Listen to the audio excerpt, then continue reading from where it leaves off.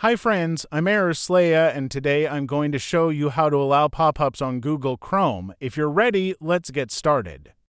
First, open Google Chrome and click the three dots in the upper right corner. Then click on Settings. Click the Privacy and Security tab on the left side. Click on Site Settings.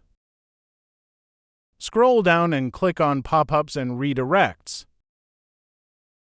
You can allow pop-ups for all sites by checking the sites can send pop-ups and use redirects box.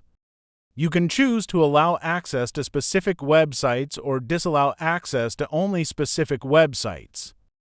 For example, let's add a website to the allowed list. Click the Add button to the right of the Allow list. Enter the URL of the website you want to allow pop-ups for and click Add. This way, even if you completely disable pop-up permissions, the added site will continue to show you pop-ups. I hope this tutorial video on how to allow pop-ups on Google Chrome was helpful. If so, please subscribe to the Slaya YouTube channel and like the video. Have a good day.